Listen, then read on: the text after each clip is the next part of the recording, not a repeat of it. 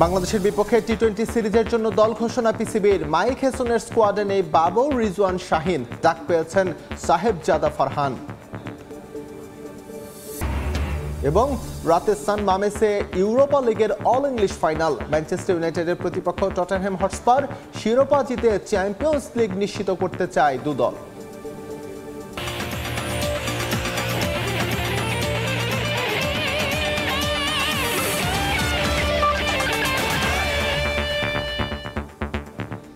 বিশ্বের নানা প্রান্তের খেলাধুলার খবর নিয়ে আমাদের নিয়মিত আয়োজন খেলার সময়, আর এই আয়োজনে আপনাদের সঙ্গে আছি আমি এস এম ইকবাল। এদিকে বাংলাদেশের বিপক্ষে টি-20 সিরিজের জন্য 16 সদস্যের দল ঘোষণা করেছে পাকিস্তান ক্রিকেট বোর্ড। মাইক হেসনের প্রথম অ্যাসাইনমেন্টে জায়গা হয়নি বাবর আজম, মোহাম্মদ রিজওয়ান এবং শাহিন শাহ আফ্রিদির। পিসিবির দাবি পিএসএল এর পারফরমেন্সের উপর ভিত্তি করে দেয়া হয়েছে স্কোয়াড। অনুমিতভাবেই দলকে নেতৃত্ব দেবেন সালমান আলী আগা এবং তার সহকারী শাদাব খান। বাংলাদেশ পাকিস্তান টি-20 সিরিজটা তাহলে হচ্ছে। শঙ্কার যত মেঘ ছিল কেটে গেছে সব।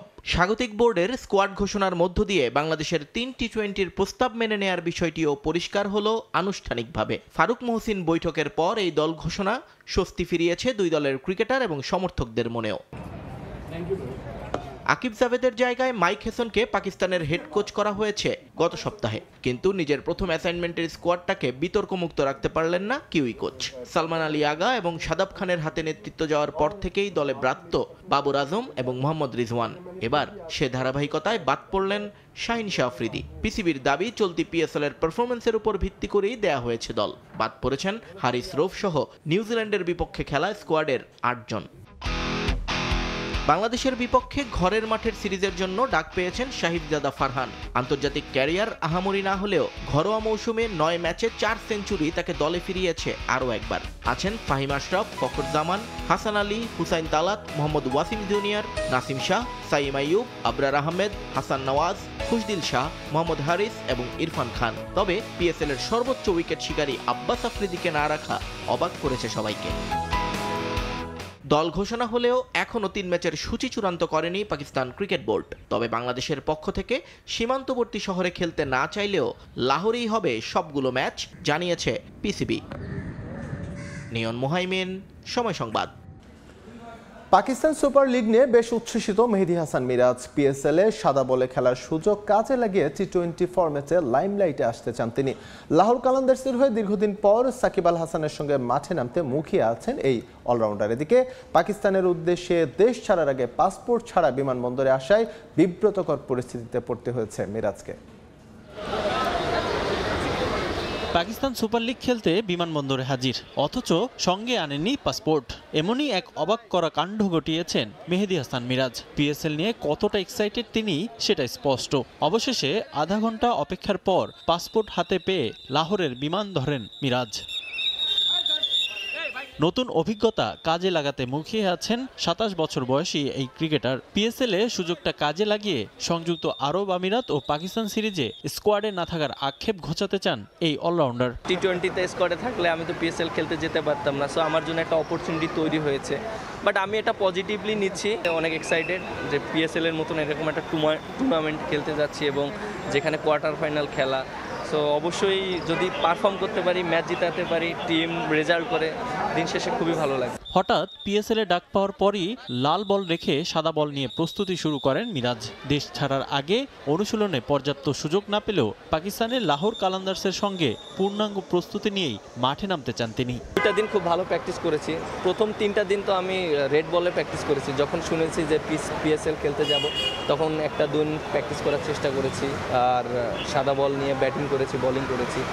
প্রিপারেশনটা ভালো হয়েছে। এখন ওখানে যেও প্র্যাকটিস করবো, প্রিপারেশন নিতে পারবো, টিমের সাথে অ্যাডজাস্ট হবো। অ্যাজ এ প্লেয়ার হিসেবে আমরা যখন হারি তখন তো সবারই খারাপ লাগে, আর প্লেয়াররাও ওদেরও খারাপ লেগেছে। যেহেতু সামনে ওয়ার্ল্ড কাপ, এশিয়া কাপ আছে, প্রিপারেশন নিচ্ছে, সবাইকে অপরচুনিটি দিচ্ছে খেলানোর জন্য। আর আমার কাছে মনে হয় যে অপরচুনিটিটা সবাই কাজে লাগানোটা খুবই ইম্পর্টেন্ট। বিশেষ করে দেখেন যে কিছু প্লেয়ার অনেক দিন পর টিমে এসে অ্যাডজাস্ট করাটা, যে টিমের সাথে খেলা হোক না কেন, অ্যাডজাস্ট করাটা খুবই ইম্পর্টেন্ট। সো আমার কাছে মনে হয় খুব তাড়াতাড়ি সবাই অ্যাডজাস্ট করতে পারবে। পিএসএল এ একই ফ্র্যাঞ্চাইজিতে খেলছেন সাকিব আল হাসানও। দীর্ঘদিন পর সতীর্থর সঙ্গে খেলতে মুখিয়ে আছেন মিরাজ। রিফাতুল ইসলাম মিরন, সময় সংবাদ, ঢাকা। দায়িত্ব নেওয়ার প্রায় 7 মাস পর প্রথম বার্ষিক সাধারণ সভা করবেন আইসিসি চেয়ারম্যান জয় শাহ। আগামী 17 থেকে 20 জুলাই সিঙ্গাপুরে হবে সভাটি। এশিয়া কাপ ও ভারত পাকিস্তান ভবিষ্যৎ ম্যাচ প্রসঙ্গ থাকবে এজিএম এর গুরুত্বপূর্ণ এজেন্ডা। অনূর্ধ্ব-19 বিশ্বকাপের ফরম্যাট টি20 করার বিষয়েও হতে পারে সিদ্ধান্ত। এছাড়াও ওয়ানডে ক্রিকেটে এক ইনিংসে 2 বল ব্যবহার নিয়েও সিদ্ধান্ত আসতে পারে এজিএম এ। এছাড়াও আরও বেশ কিছু বিষয়ে আলোচনা হবে এজিএম এ। ভারত পাকিস্তান সংঘাত বন্ধ হয়েছিল আইপিএল পিএসএল। এর প্রভাব যে পড়বে দুদেশের আন্তর্জাতিক ক্রিকেটে সেটাও ছিল প্রত্যাশিত। ভারতের এশিয়া কাপ থেকে নাম প্রত্যাহারের গুঞ্জন, দ্বিপাক্ষিক সিরিজ খেলছে না বহুদিন ধরে। তবে দুই পরাশক্তির ম্যাচ যে হয় ব্লকবাস্টার, লাভও হয় অনেক বেশি। তাই এবার সমস্যা সমাধানের পথ খোঁজার দায়িত্ব জয় শাহর কাঁধে। 2012-13 সালের পর আর কোনো বাইলেটারাল সিরিজ খেলেনি ভারত পাকিস্তান। মাঝে দ্বিপাক্ষিক সিরিজ নিয়ে আলোচনা চাউর হলেও গুঞ্জন তখন বাধা ছিলেন জয় শাহ। আর পেহেলগাম হামলার পর তো সিরিজ না খেলার কথা সাফ জানিয়ে দেয় বিসিসিআই। এশিয়া কাপ ছাড়াও কোনো আইসিসি ইভেন্টই মুখোমুখি হতে চায় না দুদেশ। এশিয়া কাপের পর ভারতে আবার টি20 বিশ্বকাপ। আইসিসির দায়িত্ব নেয়ার পর জয় শাহর প্রথম সভায় তাই গুরুত্বপূর্ণ এজেন্ডা এই দুই ক্রিকেট বোর্ডের ভবিষ্যৎ পরিকল্পনা। গেল বছরের ডিসেম্বরে আইসিসির চেয়ারম্যানের দায়িত্ব নেন জয় শাহ। এরপর বড় ইভেন্ট চ্যাম্পিয়ন্স ট্রফি। যদিও ভারতের চাওয়ায় পাকিস্তানের টুর্নামেন্ট হয়েছে হাইব্রিড মডেলে। গণমাধ্যমের খবর, দায়িত্ব নেয়ার প্রায় 7 মাস পর জয় শাহর প্রথম বার্ষিক সভার তারিখ চূড়ান্ত হয়েছে। আগামী 17 থেকে 20 জুলাই ভারত পাকিস্তানের ভবিষ্যৎ ম্যাচ সহ নানা ইস্যু নিয়ে সভাটি হবে সিঙ্গাপুরে। যুব বিশ্বকাপকে আরও জনপ্রিয় করার পরিকল্পনা করছে আইসিসি। এজিএমে অনূর্ধ্ব-19 দলের মেগা আসর ওয়ানডের বদলে টি20 ফরম্যাট করা নিয়ে আলোচনা করবে সব বোর্ড কর্তারা। ওয়ানডেতে এক ইনিংসে 2 বল ব্যবহার আইনেও পরিবর্তন করার দাবি উঠেছে। আগের নিয়ম অনুযায়ী এক ইনিংসে 2 প্রান্ত থেকে 2 বল ব্যবহারের নিয়ম পরিবর্তন করে ইনিংসের 25 ওভার পর্যন্ত 2 প্রান্ত থেকে 2 বল, বোলারদের রিভার্স সুইংয়ের কথা ভেবে বাকি 25 ওভারে 1 বল ব্যবহারের সুপারিশ নিয়েও হবে আলোচনা। এছাড়া টেস্ট ক্রিকেটে দিনে 90 ওভার পূর্ণ করার জন্য প্রতি ওভারের মাঝে 1 মিনিট সময় বরাদ্দ করার নিয়ম চালু করার বিষয়টিও আছে এজেন্ডায়। আফগানিস্তান নারী ক্রিকেটারদের নিজ দেশে নিরাপদে খেলায় অংশগ্রহণ করার ব্যবস্থা করার জন্য আইসিসির কাছে দীর্ঘদিন ধরে আবেদন করছে একাধিক মানবাধিকার সংস্থা। এজিএমে এ নিয়েও হবে আলোচনা। এছাড়া আইসিসির ভবিষ্যৎ পরিকল্পনার নানা বিষয়গুলো উঠে আসবে বার্ষিক এই সভায়। তামিম হোসেন, সময় সংবাদ। কক্সবাজারে ফিফা সেন্টার ফর এক্সিলেন্সের ভিত্তিপ্রস্তর স্থাপন কিংবা উদ্বোধনের সময় বাংলাদেশ সফর করবেন ফিফা সভাপতি জিয়ান্নি ইনফান্তিনো। প্যারাগুয়েতে ফিফা কংগ্রেস থেকে ফিরে সময় সংবাদে বিষয়টি নিশ্চিত করেছেন বাফুফে সভাপতি তাবিথ আওয়াল। এছাড়াও ফুটবল ফেডারেশনের উপর থেকে ফিফার আর্থিক নিষেধাজ্ঞা উঠে যাওয়ায় ইনফান্তিনো আশ্বাস দিয়েছেন সহযোগিতা বাড়ানোর। এজন্য অভিনন্দনও জানিয়েছেন তিনি। ফিফার কংগ্রেসে বুক উঁচিয়ে বাংলাদেশের প্রতিনিধিত্ব করেছেন বাফুফে সভাপতি তাবিথ আওয়াল। প্যারাগুয়েতে একান্তে কথা বলেছেন ফিফা সভাপতি জিয়ান্নি ইনফান্তিনোর সঙ্গে। তুলে ধরেছেন লাল সবুজ ফুটবলের সাম্প্রতিক অবস্থান। সম্প্রতি খবর আসে বাংলাদেশে আসছেন ফিফা সভাপতি। ল্যাতিন আমেরিকা থেকে সে নিশ্চয়তা নিয়ে ফিরেছেন বাফুফে সভাপতি। ফিফার অর্থায়নে কক্সবাজারে হচ্ছে সেন্টার অফ এক্সিলেন্স। সেটার ভিত্তিপ্রস্তর স্থাপন কিংবা উদ্বোধনে সশরীরে উপস্থিত থাকার নিশ্চয়তা দিয়েছেন Infantino. FIFA elite training centre প্রজেক্টটা কিন্তু এখনো স্টলড আছে। আমরা কক্সবাজারে এখনো জমি সংগ্রহ করতে পারি নাই, তাই কাজ শুরু করতে পারি নাই। তো ফিফা প্রেসিডেন্ট অপেক্ষায় আছে যে এরকম একটা ফিফা প্রজেক্ট ফরওয়ার্ড প্রোগ্রাম আন্ডারে যদি আমরা শুরু করতে পারি, তাহলে তখন ওপেনিং সেরেমনি বলেন, গ্রাউন্ড ব্রেকিং সেরেমনি বলেন, বা গভর্নমেন্টের সাথে একটা নেগোসিয়েশন বা চুক্তি signing, FIFA president ready to come. মোট 3টি বিষয়ে সরাসরি কথা হয়েছে ফিফা এবং বাফুফে সভাপতির মাঝে। একটি বাফুফের আর্থিক নিষেধাজ্ঞা উঠে যাওয়া, অপরটি গঠনতন্ত্র এবং ডেভেলপমেন্ট। স্বল্প সময়ের দায়িত্বে বাফুফের উপর থেকে ফিফার আর্থিক নিষেধাজ্ঞা তুলে নিতে সক্ষম হয়েছেন তাবিথ। এজন্য পেয়েছেন ফিফা সভাপতির অভিনন্দন। পাশাপাশি আশ্বাস দিয়েছেন ডেভেলপমেন্ট খাতে বাংলাদেশের সহযোগিতা বাড়ানোর। বাংলাদেশ ফুটবল ফেডারেশন যে ফিফা রিস্ট্রিক্টেড ফাইন্যান্স থেকে উঠে আসছে, এটার ব্যাপারে তারা খুবই খুশি অ্যান্ড দে ফিল যে ফুটবল ডেভেলপমেন্টে একটা বড় ধাপে আমরা আগায় গেছি। সেকেন্ড পয়েন্ট এসে আমাকে মনে করাই দিল যে বাংলাদেশের নতুন গঠনতন্ত্র বা স্ট্যাচুটস, ওটার যে একটা ডেডলাইন আমরা নিজেরাই দিয়েছিলাম এই বছরের ভিতরে আমরা করতে চাই, সেটার ব্যাপারে সে খোঁজখবর নিল যে আমরা অন টার্গেট আছে কিনা। বাংলাদেশ থেকে আমরা যেন ফিফার এখন সিন্স আমার রিস্ট্রিকশনের নাই, আমরা যেন ফিফার বিভিন্ন প্রোগ্রামে অ্যাপ্লিকেশন করি প্রজেক্টের মাধ্যমে, যেন আমরা আমাদের দেশে যা লাগবে সেই কেস টু কেস বেসিসে যত সহযোগিতা নিতে পারি ফিফা থেকে যেন আমরা নিয়ে নিই। মেম্বার অ্যাসোসিয়েশন হিসেবে ফিফা থেকে একটি নির্দিষ্ট বরাদ্দ পায় ফুটবল ফেডারেশন। ফিফা সভাপতির এই আশ্বাসে প্রজেক্ট বেসিসে আরো বেশি বরাদ্দ পাওয়ার দ্বার উন্মোচন হলো বাফুফের। ফিফার অনেক ছোট ছোট বাজেট। এসএম ইকবাল, সময় সংবাদ, ঢাকা। 2 দফার চেষ্টায় ঢাকায় পৌঁছেছে বাংলাদেশ অনূর্ধ্ব 19 ফুটবল দল। মঙ্গলবার সন্ধ্যা 7:45 মিনিটে কলকাতা থেকে ঢাকায় নামে যুবাদের বহনকারী ফ্লাইট। এর আগে গতকাল বিকেল 5টা নাগাদ বাংলাদেশে ফেরার কথা ছিল অনূর্ধ্ব 19 ফুটবল দলের, কিন্তু দুপুরের পর থেকে ঝড় বৃষ্টি চলতে থাকে ঢাকায়। বৈরী আবহাওয়ার কারণে ঢাকার আকাশে এসেও শাহজালাল আন্তর্জাতিক বিমানবন্দরে নামতে পারেনি বিমানটি। তখন আবারও কলকাতায় ফেরত পাঠানো হয় তাদের। সেখানে জরুরি অবতরণ করলেও বিমান থেকে বের হতে পারেননি কেউ। পরে সন্ধ্যা 7টার আগে আবারও ঢাকার উদ্দেশ্যে রওনা হন তারা। ঢাকা বিমানবন্দরে যুবাদের অভ্যর্থনা জানান বাফুফে কর্তারা।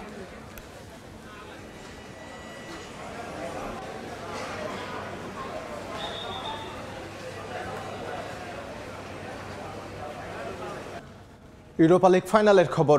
অল ইংলিশ ফাইনালের রাতে ম্যানচেস্টার ইউনাইটেডের বিপক্ষে লড়বে টটেনহ্যাম হটস্পার। ইতিহাসে এবারই প্রথম দুটি লো র্যাঙ্কড টিম মুখোমুখি হচ্ছে উয়েফার ফাইনালে।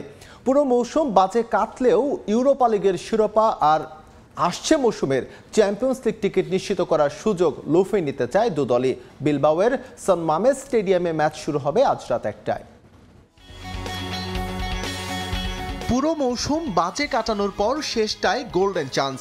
জিতলে শিরোপার শূন্য শোকেজ ভরে উঠবে, একই সঙ্গে নিশ্চিত হবে সামনের মৌসুমের চ্যাম্পিয়ন্স লিগ টিকিট। এমন সুযোগ লুফে নিতে নিশ্চয়ই চেষ্টার সর্বোচ্চটাই করবে ম্যানচেস্টার ইউনাইটেড আর টটেনহ্যাম হটস্পার।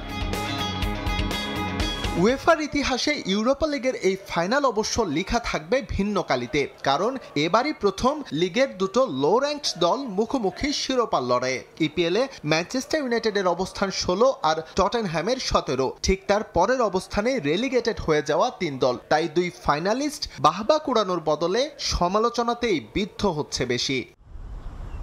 একই জাতির দুটো দল নিয়ে ইউরোপা লিগের এটি চতুর্থ ফাইনাল আর উয়েফার মেজর ট্রফির ইতিহাসে ষষ্ঠ। এর আগে 1963-64 মৌসুমে উইনার্স কাপে মুখোমুখি হয়েছিল রেড ডেভিলস এবং স্পার্স। রাউন্ড অফ 16-এর সেই লড়াইয়ে ম্যান ইউনাইটেড জিতলেও এবার সম্ভাবনা কম, কারণ চলতি মৌসুমের 3 লড়াইয়ে যে হেরে বসে আছে রুবেন আমোরিমের দল।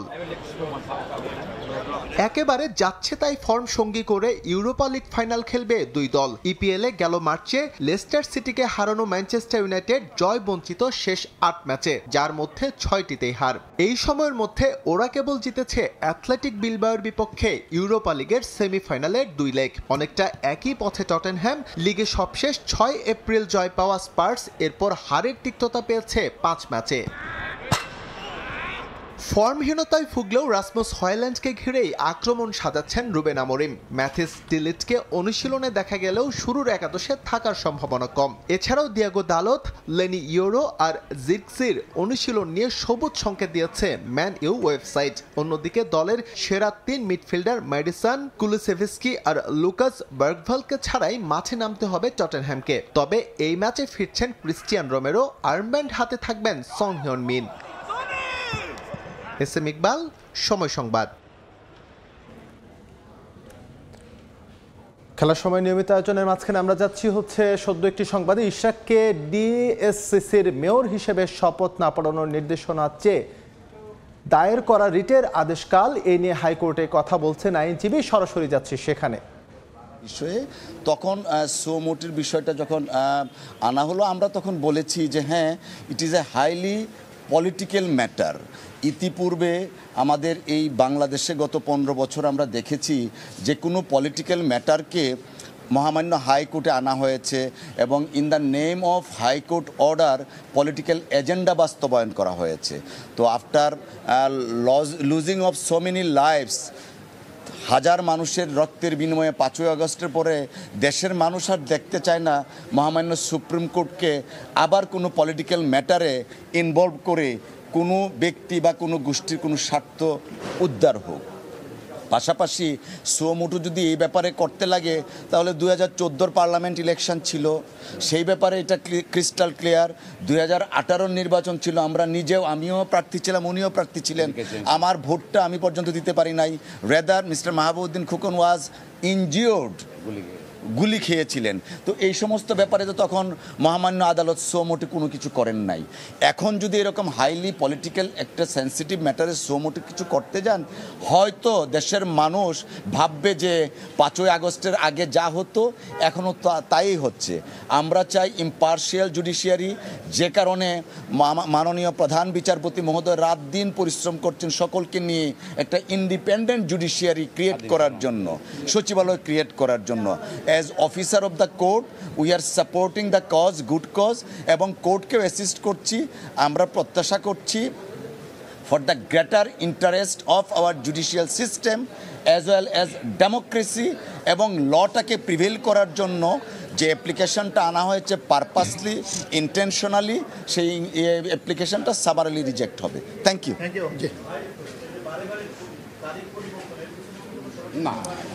মাননীয় কোর্টের এখতিয়ার আছে, এখতিয়ার মোতাবেক উনি কাজ করছেন, আমরা সেই এখতিয়ারের প্রতি শ্রদ্ধাশীল। ইশরাককে ডিএসসিসির মেয়র হিসেবে শপথ না পড়ানোর নির্দেশনা চেয়ে দায়ের করা রিটের আদেশে হাইকোর্টে কথা বলছিলেন আইনজীবীরা, আমরা এতক্ষণ ছিলাম সেখানে। নেশনস লিগের সেমিফাইনালের জন্য দল দিয়েছে পর্তুগাল। শেষ 4-এর গুরুত্বপূর্ণ ম্যাচের আগে ক্রিস্টিয়ানো রোনালদোকে নিয়ে কৌশল সাজাচ্ছেন রবার্তো মার্তিনেজ। CR7-এর ফিটনেস নিয়ে নানা রকম গুঞ্জন শোনা গেলেও আন্তর্জাতিক ফুটবলের রেকর্ড গোল স্কোরারকে উপেক্ষা করতে পারেননি মার্তিনেজ। জার্মানির বিপক্ষে ম্যাচ জিততে হলে রোনালদো জাদু যে প্রয়োজন হবে তা ভালোই জানা আছে কোচের। তাই তো 27 সদস্যের দলে রোনালদো ছাড়াও ডাক পেয়েছেন সেলেসাও। বয়সভিত্তিক দলে দুর্দান্ত পারফর্ম করা রদ্রিগো মোরা। আক্রমণ ভাগে রোনালদো ছাড়াও আছেন গঞ্জালো রামোস, দিয়াগো জটা এবং পেদ্রো নেতো। আল নাসরের হয়ে শেষ 3 ম্যাচে খেলেননি ক্রিস্টিয়ানো। ধারণা করা হয়েছিল ফিটনেস ইস্যুর কারণে স্কোয়াডে ছিলেন না রন, কিন্তু সেসব গুঞ্জন উড়িয়ে দিয়েছেন মার্তিনেজ। 4 জুন ফুল ফিট রোনালদোকেই একাদশে পাওয়া যাবে বলে বিশ্বাস তার। নেশনস লিগের আরেক সেমিফাইনালে লড়বে স্পেন এবং ফ্রান্স।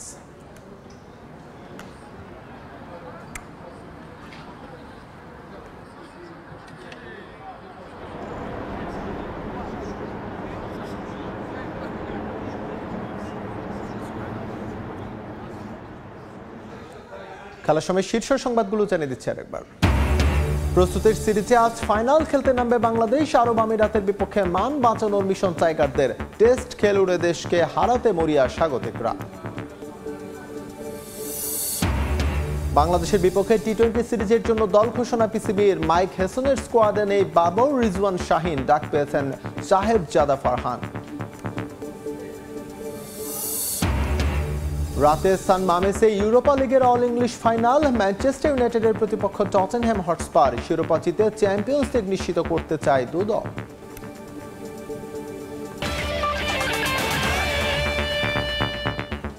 এই ছিল খেলার সময়ের এখনকার আয়োজন। সঙ্গে থাকুন সময়ের।